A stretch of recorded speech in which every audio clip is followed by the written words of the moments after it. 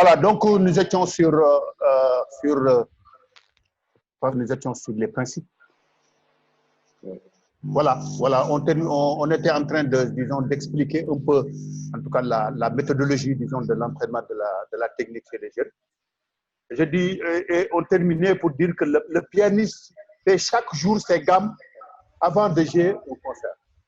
C'est de la même manière que, également, au niveau de l'enseignement et de l'entraînement technique. Le jeune joueur doit toujours faire ses gammes avant, disons, de se lancer dans la partie. Alors, maintenant, les principes. Pour rendre l'entraînement technique plus efficace, on va aller plus vite.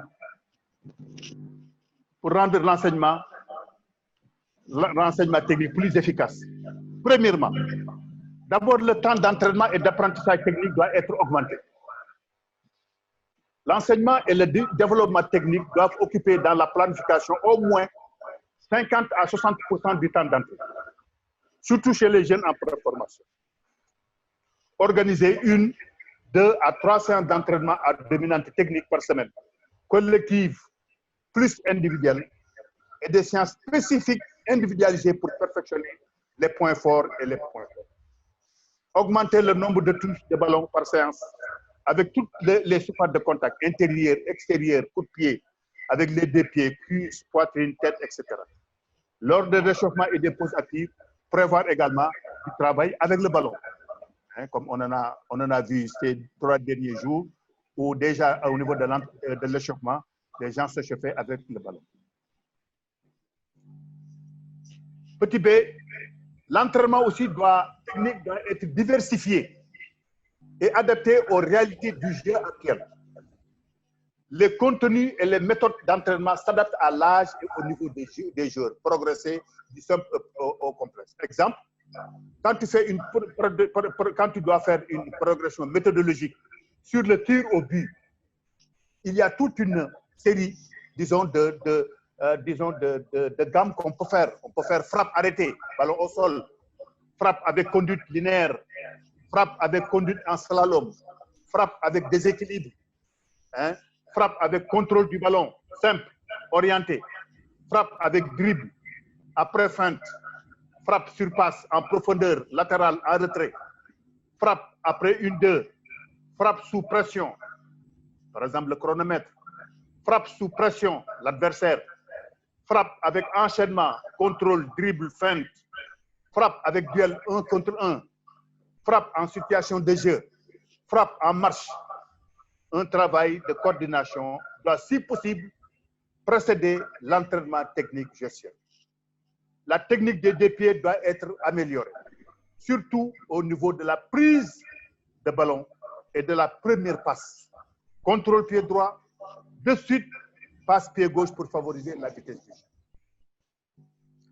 Petit C, l'intervention maintenant de l'entraîneur doit être au centre de l'apprentissage technique.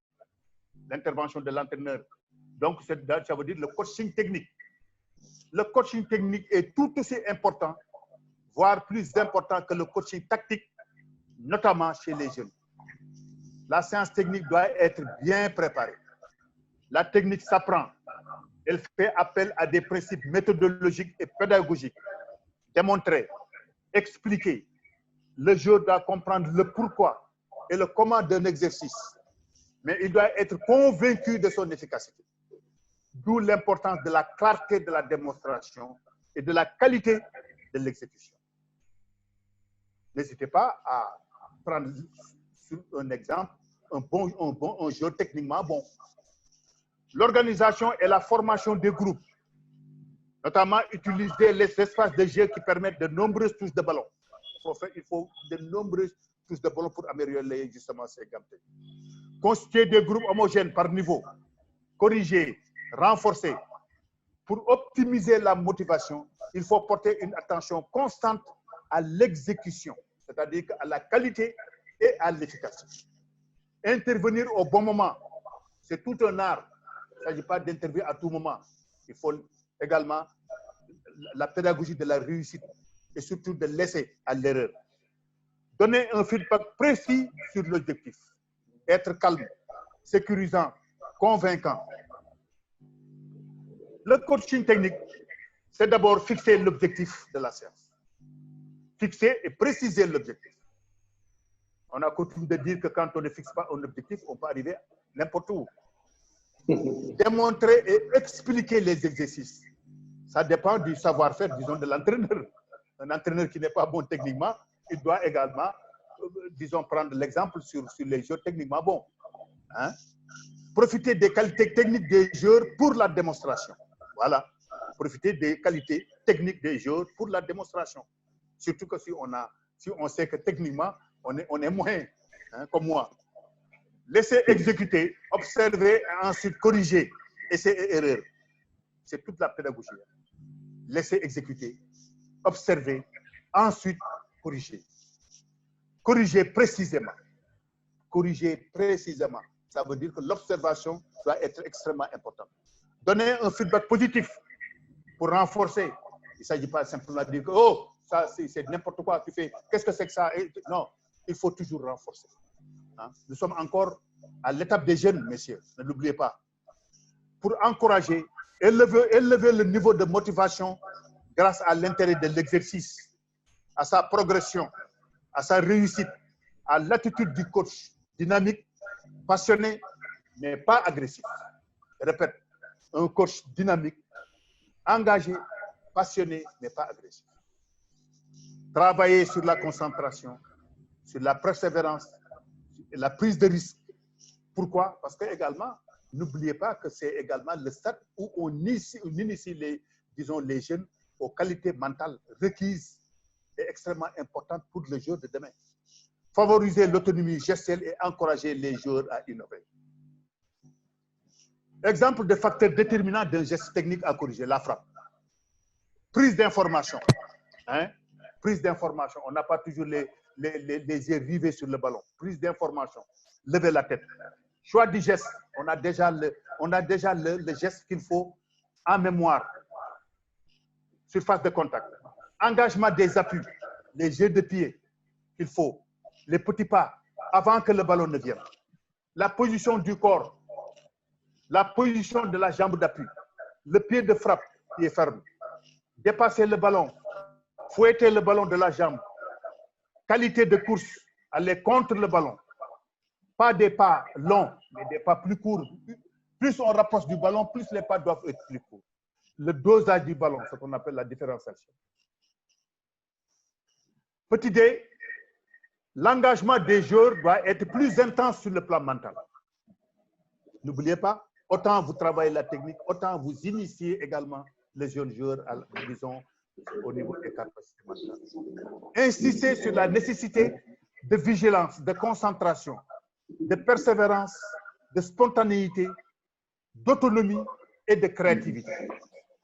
Proposer des exercices spécifiques pour le mental, notamment du jeu libre, en tout cas sur surface restreinte, ou bien du jeu à une touche ou à deux touches. Chercher à envisager des solutions technico-tactiques par des formes jeu, attaque contre défense. Donner du temps pour l'individualisation de l'entraînement. Le joueur travaille lui-même ses points forts et ses points faibles. Encourager les joueurs à prendre des risques, à oser. Ne pas les limiter par des consignes trop contraignantes. Un joueur qui dribble, on lui dit non, ne dribble pas. Non, il est à l'âge, disons, du dribble. Encourager les joueurs à prendre des risques. Laisser les joueurs s'entraîner individuellement sur le ballon arrêté.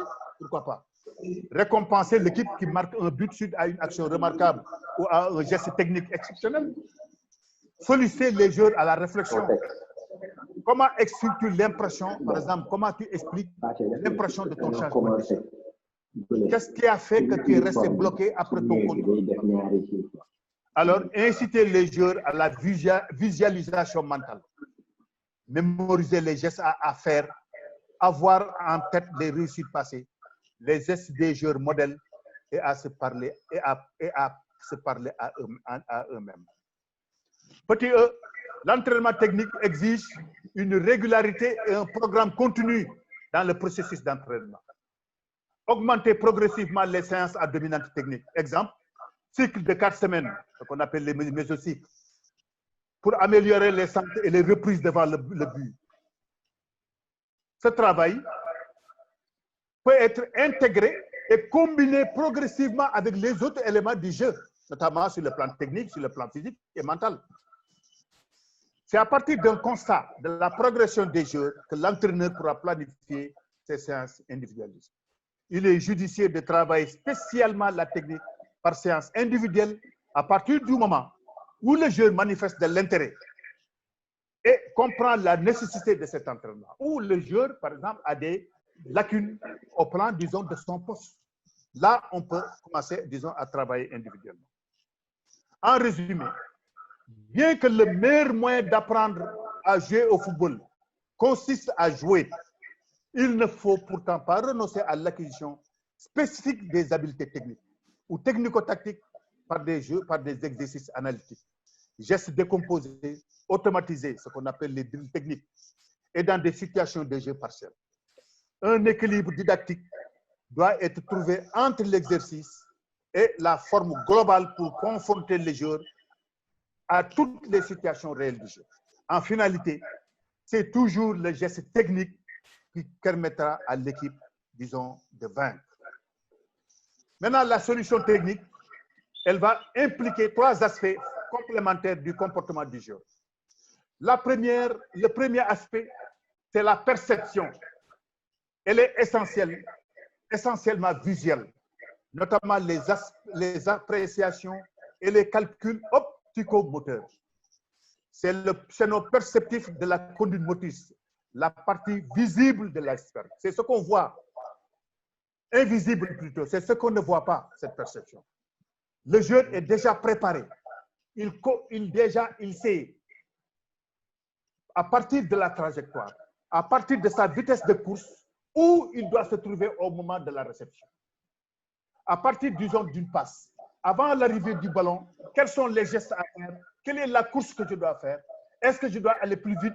Est-ce que je dois reculer? Est-ce que je dois aller à droite? Est-ce que je dois aller à gauche? Ou bien est-ce que je dois aller contre, disons, la direction du ballon pour le contrer? Ça, ce sont des aspects que l'on ne voit pas, mais qui sont extrêmement importants. Le deuxième aspect, c'est le mouvement sans ballon. On ne peut pas attendre toujours le ballon à l'arrêt. Il faut aller vers le ballon à droite, à gauche, devant ou derrière. La recherche de la bonne réaction, de la bonne attitude corporelle. Ça, les bons joueurs, ils ont ça. La bonne réaction et la bonne attitude corporelle. Et troisièmement, c'est ce que tout le public voit. C'est ce que les supporters voient et qu'ils applaudissent. Ça, c'est le maniement du ballon. Mais avant ça, il y a beaucoup de choses qui se passent, en tout cas dans l'esprit du jeu. Et ça, le joueur doit être préparé à ça. Le maniement du ballon, c'est la partie visible, justement, de la conduite motrice. L'exécution technique, proprement dit, qui est aussi tributaire de l'adresse du joueur avec ses différents aspects, notamment la capacité de régulation, la capacité de l'équilibre, la faculté, le sens de l'équilibre, la faculté d'adaptation, la capacité de réaction, la qualité d'agilité et le sens de l'orientation. Et si je demandais, messieurs les encadreurs, ces facultés ou bien ces capacités, c'est quoi ces facultés? C'est quoi? Ah, oui, monsieur, c'est la coordination. Très bien, voilà. Ce sont les facultés justement de la coordination que l'on va terminer.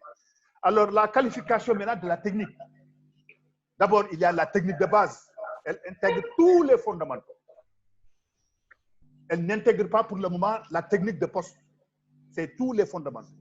C'est le contrôle, la conduite, les passes, la tête, la frappe, etc. Viennent après la technique de poste qui est spécifique, disons, à chaque poste. Il est clair qu'après, disons, l'appropriation disons, des fondamentaux, il faut avoir des techniques maintenant du poste.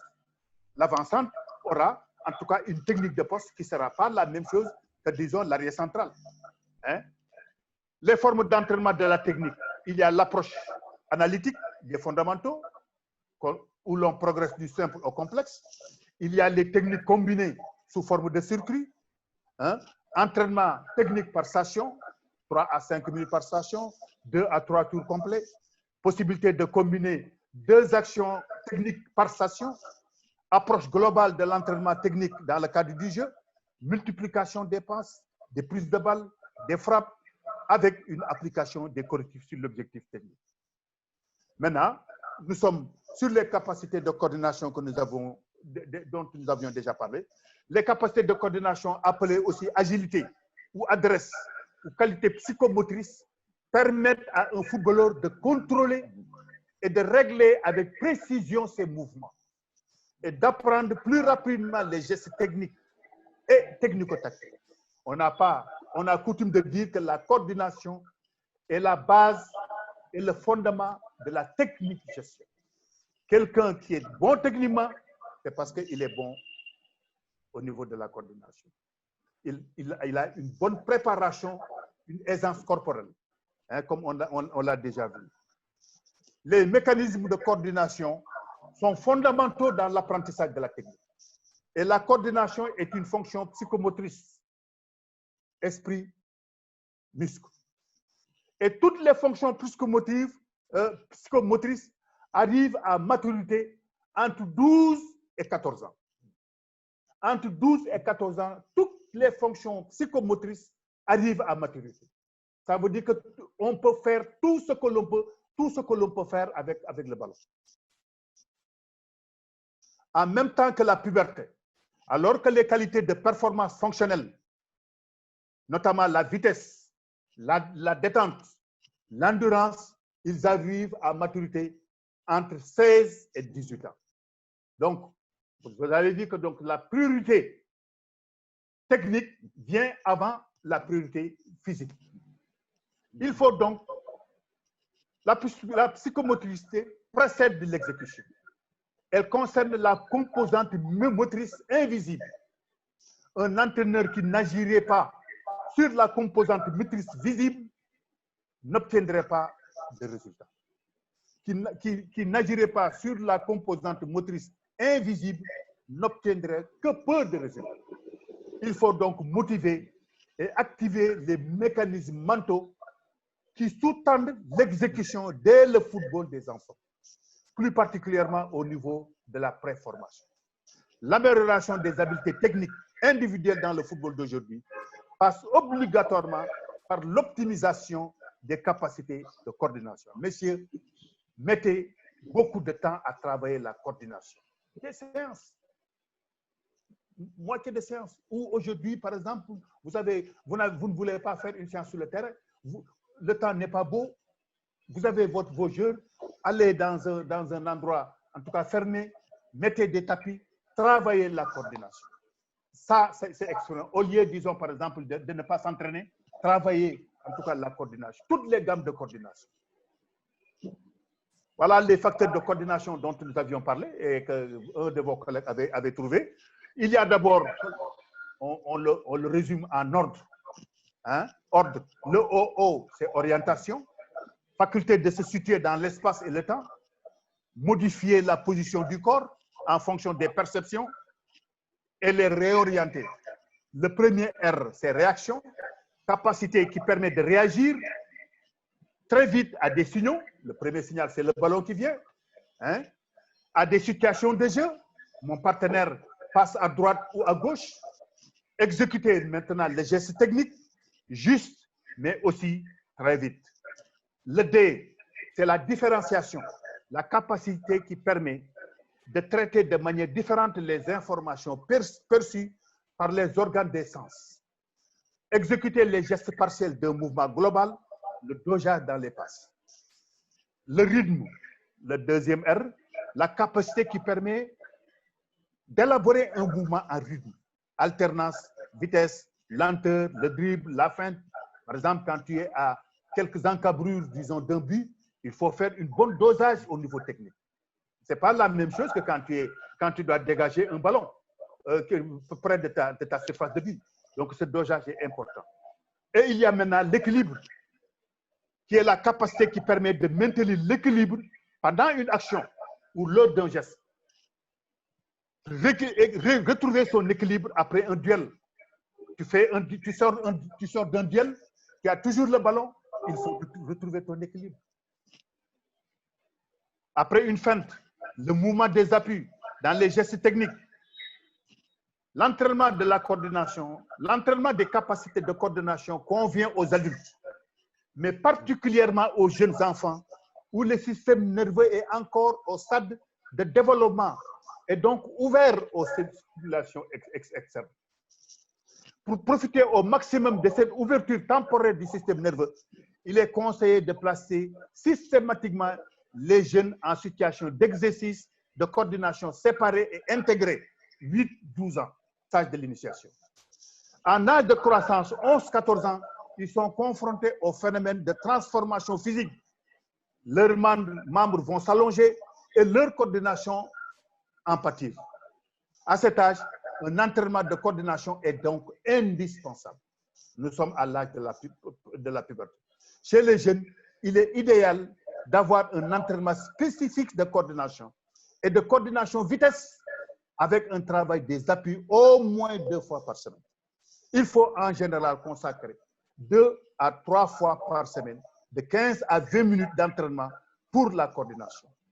La phase d'échauffement s'y prête bien. On peut affirmer de 8 à 9 ans et jusqu'à 15 à 16 ans, la coordination fait partie intégrante du processus d'entraînement comme la base de la technique, car les gestes techniques ne suffisent pas. Il faut s'entraîner dans des situations d'enchaînement, enchaînement de gestes, mais aussi d'actions de jeux diverses qui stimulent le système nerveux.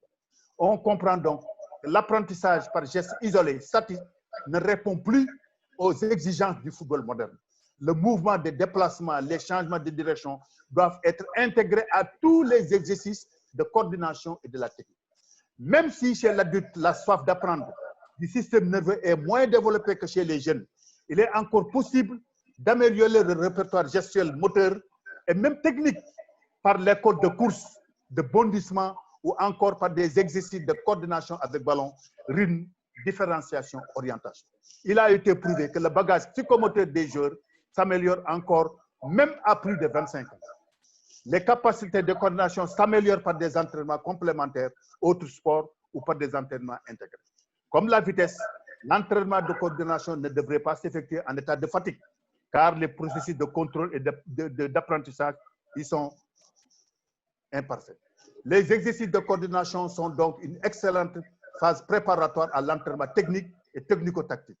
Les capacités de coordination ne sont entraînées d'une manière optimale que s'ils sont combinés par des facteurs de conditions physiques, vitesse, force et endurance.